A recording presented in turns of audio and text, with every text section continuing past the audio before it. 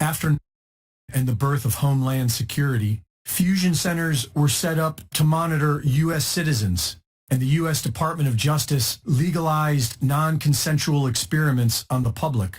These fusion centers employ civilians to target individuals and harass them, intimidate them, vandalize their property, and interfere with their day-to-day life. This is known as gang stalking.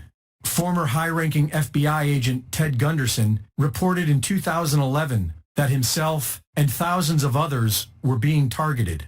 FBI agent Mike German confirmed this as well. Several federal agents have reported that they were targeting individual Americans, including people who were simply pro-life, and that they were pressured to put more people on their targeting lists to legitimize more federal funding. These Homeland Security fusion centers are able to put any American citizen on the watch list without any reason or due process. In 2012, NSA whistleblower William Binney reported that the feds are conducting comprehensive surveillance on nearly every U.S. citizen and targeting whomever they please. In 2014, Glenn Greenwald exposed the methods used to target individuals, such as hacking into people's social media accounts, posing as that person, and contacting their friends and coworkers.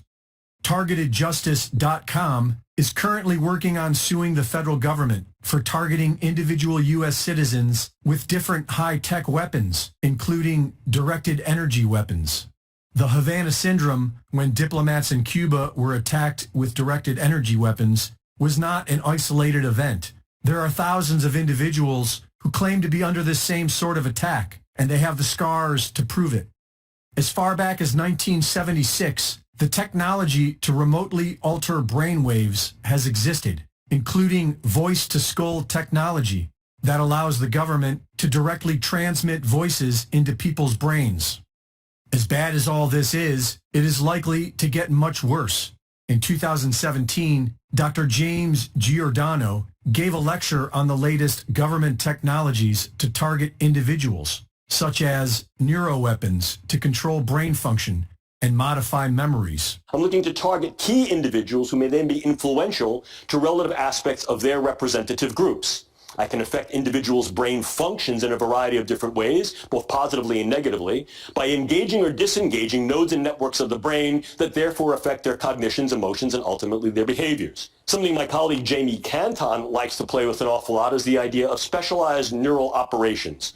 And here, once again, we're talking about the use of either drugs and/or devices to modify the integrity of brain function that we realize can also modify individuals' perception of time and space. We talked earlier about how these may be used in interrogation scenarios, and this too may be used against key individuals to be able to modify their perception of time, their perception of what occurred and what did not, memory modification, etc.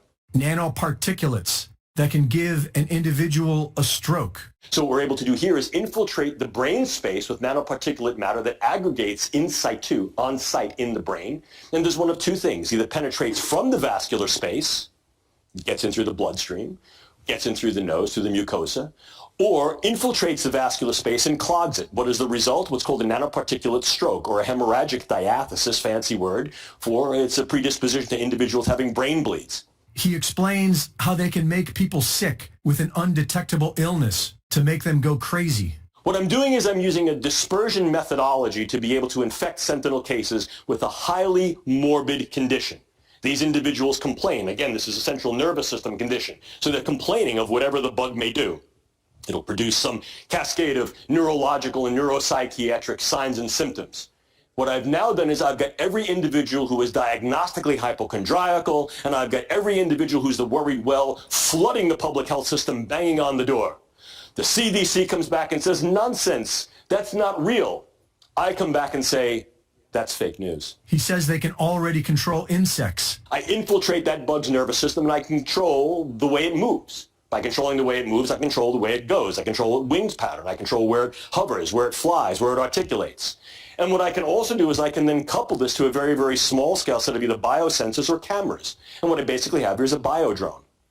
I can go one step further, and I can also impregnate that individual organism, with a very small-scale weaponizable delivery mode. In other words, if I'm using a very, very small-scale bio, such as a very potent organotoxin, or the delivery of a very small level of microbes that we know can either replicate and infect or is genetically modified to have a very, very high morbidity effect, I can then utilize this not only as a reconnaissance drone, but also as an infiltrative weaponizable drone that can then deliver some payload. Immediately following the death of Nikola Tesla, Dr. John Trump, an electrical engineer with the National Defense Research Committee of the Office of Scientific Research and Development, and interestingly, President Donald Trump's uncle, was called in to analyze the Tesla papers.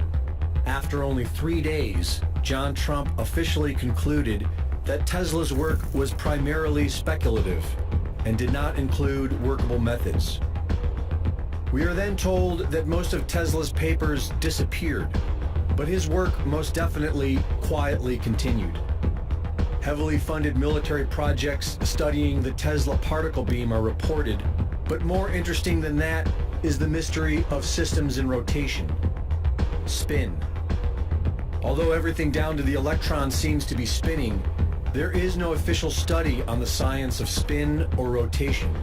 But there are fragments and clues that suggest major governments have been secretly studying the science of rotation ever since World War II, calling it hyperdimensional physics or torsion physics.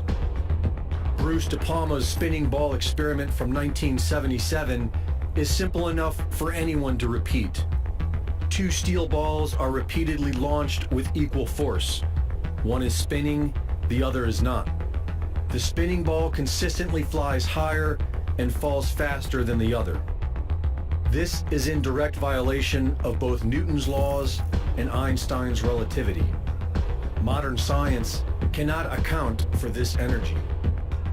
The top secret so-called Nazi Bell project allegedly involved 2 counter-rotating cylinders and produced anti-gravity UFO-like effects. And now the U.S. Navy appears to be going public with this science. They claim to control inventions that change the fabric of reality. A mysterious Dr. Salvatore Cesar Paes has filed 4 patents, of which the U.S. Navy is the assignee. They appear to be technology for what we would popularly describe as UFOs. And they are all based upon harvesting energy from the spinning of electromagnetic fields. These patents look very similar to what whistleblowers claim have been in production for years by weapon manufacturers such as Lockheed Martin Skunk Works. The same UFO-like craft that whistleblowers claim are being prepared to stage a fake alien invasion. After decades of deep misinformation, secrecy, and corruption, why bring this powerful technology out into the open today? The chief technical officer of the Naval Aviation Enterprise claims that the U.S. needs these patents because the Chinese are already investing significantly in these technologies. So are they rolling all this out into the public to prepare us for a space-age war with China? The subtext to all this, of course, is that there is no energy crisis, only more lies and deceit.